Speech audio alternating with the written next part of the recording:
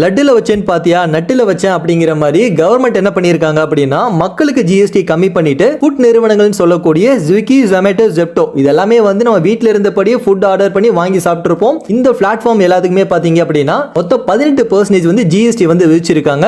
இந்த ஜிஎஸ்டி இந்த கம்பெனிஸ் எல்லாமே டைரக்டா கட்டும்போது வருஷத்துக்கு 150 கோடி ரூபாயில இருந்து 200 கோடி ரூபாய் இந்த கம்பெனிக்கு லாஸா ஏற்படும். அதனால இந்த கம்பெனி என்ன பண்றாங்க அப்படின்னா இந்த ஜிஎஸ்டி அமௌண்ட்டை மக்கள் தானே ஃபுட் ஆர்டர் பண்ண போறாங்க, அவங்க தானே வாங்கி சாப்பிட போறாங்க, அதனால அவங்களுக்கு நம்ம டெலிவரி சார்ஜ் மூலமாவோ இல்லாட்டா வந்து ரெஸ்டாரண்ட் ஃபீ மூலமாவோ அந்த ஃபுட்டுக்கு வந்து அவங்கள பே பண்ண வைக்கலாம் அப்படின்னு சொல்லிட்டு இந்த 18% ஜிஎஸ்டியை அவங்கள பே பண்ண வைக்கிறதுக்கு பிளான் போயிட்டு இருக்குன்னு சொல்லப்படுது. இந்த விஷயம் பாத்தீங்க அப்படின்னா செப்டம்பர் 22ஆம் தேதியில இருந்து அமல்படுத்த போகுது. இதுல ரெண்டு விஷயம் நடக்கலாம். ஒன்னு டெலிவரி சார்ஜுக்கான ஃபீ வந்து கம்மி பண்ணப்படலாம். அப்படி இருந்தா டெலிவரி பாய்க்கான சேலரி ரொம்ப கம்மியாகும். அப்படி இல்ல அப்படின்னா இந்த ஜிஎஸ்டி அமௌண்ட் மக்கள் மூலமா கட்ட வைக்கப்படும். இதை பத்தி நீங்க என்ன நினைக்கிறீங்க?